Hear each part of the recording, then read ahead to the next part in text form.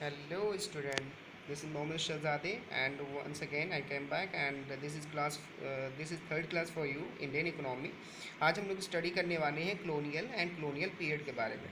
तो पहला वर्ड आता है यहाँ पे कलोनियल। कलोनियल क्या है? कलोनियल को समझने से पहले हम आपको थोड़ा बेस बताएंगे कि हमारी हमारी इंडिया में रूल्स करने से पहले, यानी इंडिया पे रूल करने से पहले, ईस्ट इंडिया कंपनी के आने से भी पहले, ब्रिटिश के भी आने से पहले हमारी इकोनॉमी कैसी थी। तो यहाँ पे एक वर्ड आता है कलोनियल। तो कलोनियल होता क्या है?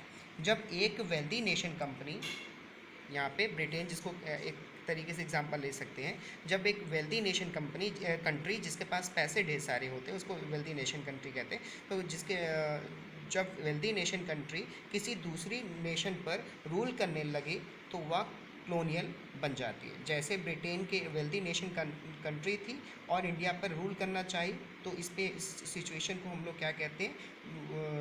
कलोनियल कहते हैं। और जितने दिन तक ब्रिटेन और ईस्ट इंडिया कंपनी ने हम पर राज किया, उस पीरियड को हम लोग क्या कहते हैं? कलोनियल पीरियड कहते हैं। ओके, तो यहाँ पे एक वर्ड, यहाँ पे आपके लिए डिफिनेशन है कि it is a political and social relation between two countries of which one is the ruler and other is Clooney.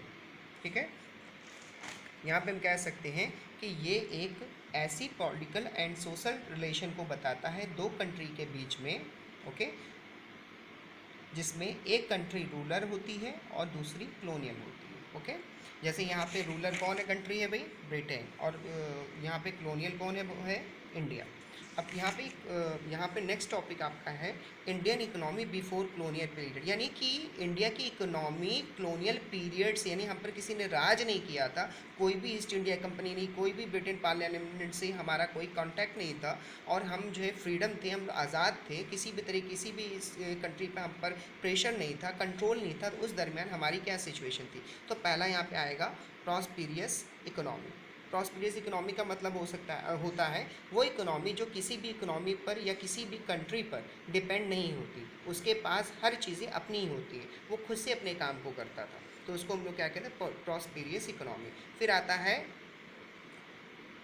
Agrarian economy. ये इसको हम कह सकते हैं एक वर्ड में एग्रीकल्चर इकोनॉमी। यहाँ पे हमारे जो एक इंडिया में जितने भी इकोनॉमी जो थी वो ज़्यादा से ज़्यादा जो डिपेंड थी वो किस पे थी? एग्रीकल्चर पर। यानी कि आप कह सकते हैं कि 100% पॉपुलेशन से नियर अबाउट अप्रॉक्सीमेट 75 से लेकर के